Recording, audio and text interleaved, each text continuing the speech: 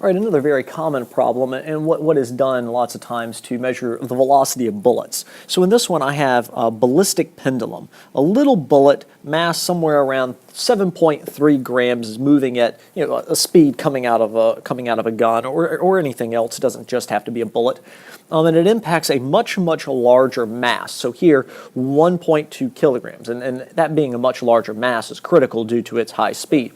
So here we have conservation of momentum happening. Now, if you think about it, the two objects are separate in the beginning.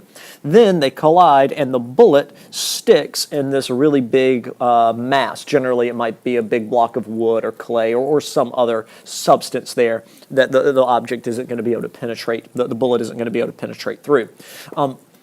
Separate in the beginning, sticking in the end, is a inelastic collision, right? So kinetic energy is all lost, it's all transferred to work inside the block. But they're separate and then they stick together. Now, in the inelastic collision, we are going to have a final velocity of the two masses together, right? Which, if this is on a pendulum, will cause the pendulum to swing up to some height, what I am calling 19 meters. Now I'm giving the masses, and the entire goal of this is to find out what the velocity, what the muzzle velocity if we're dealing with a bullet, what the velocity of the bullet is. Because the height is actually a very easily measured thing. Technically, you could use a meter stick. That's generally not how it's done because that's a little bit less precise.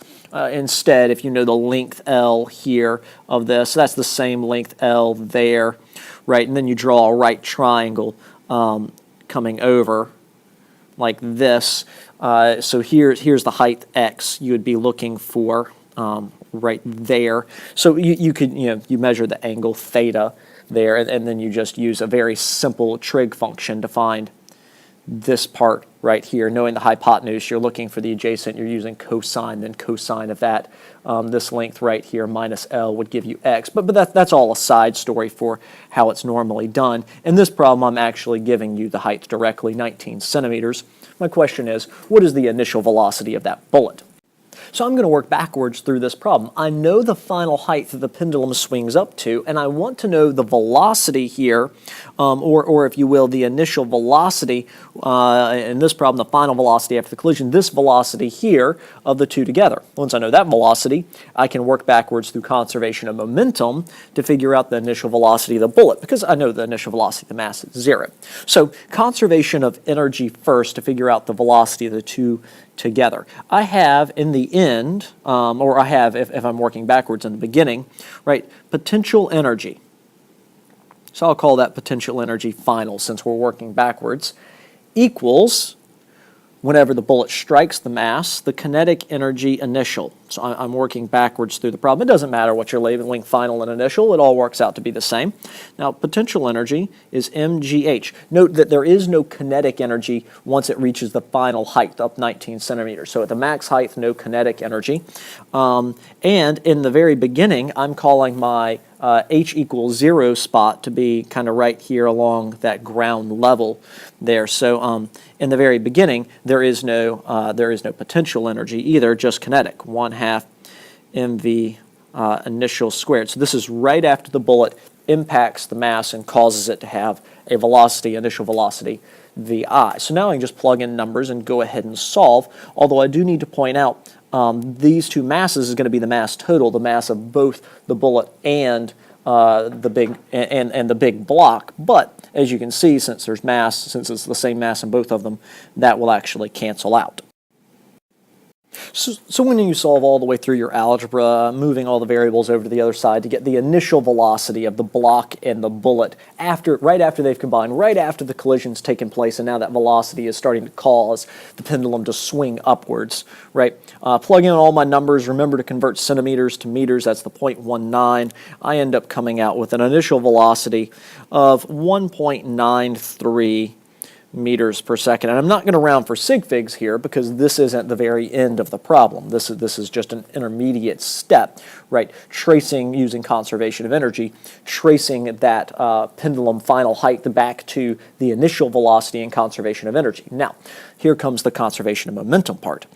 I had initially two objects that were separate, right? And then they combined into one thing that had a velocity and swung up. That's a sticking equation, so that's going to be my inelastic collision equation, which is m1 vi plus m2 vi equals my final velocity time the two masses combined, m1 plus m2. And here's the thing, I know my final velocity. I know the velocity that the two things are going to get at the end of the collision because I found it here through conservation of energy. I used how high the pendulum swung up to trace backwards to what the velocity was right after the collision. So that initial velocity is the final here, working backwards through the problem. I'm also going to call the big mass, I'm going to call that mass 2 or M2, and I'm going to call the little mass M1. You'll see in the picture there, sometimes you'll see in physics, they'll use big M and little m to try to differentiate instead of subunits M1, M2, to try to make life a little bit easier.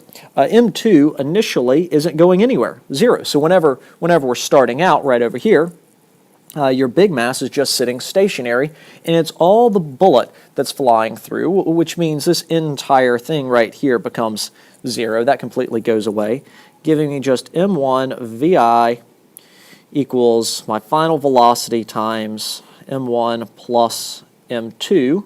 And I know everything except my initial velocity of the bullet, what I'm looking for, the velocity of m1, so I can just plug all my numbers in and solve. Notice also I have to convert from grams, 7.3 grams, here to kilograms, 0.0073. Also, whenever you add the two masses together, the mass of the bullet is almost negligible. In fact, it is negligible. And the way you try to set up your ballistic pendulum here is such that your mass on the pendulum that's swinging upwards is so large compared to the mass of whatever's impacting it that you really can even neglect the mass of the bullet there. But for the sake of just working the problem, you don't have to. You could continue to work it through. And after working all the way through, you come out with the velocity of this bullet, the initial velocity m1, the bullet here, to be 320 meters per second. If you had neglected the mass of the bullet here, because 1.2 plus 0073 is still pretty much 1.2, right? Then you still would have come out with significant figures, 320. The full calculator answer was 319, not neglecting it, 317, neglecting it. So with significant figures, it doesn't matter. That's why it doesn't matter necessarily that you neglect such a small number there. But if you're unsure about when to neglect a number, better safe than sorry, always include it.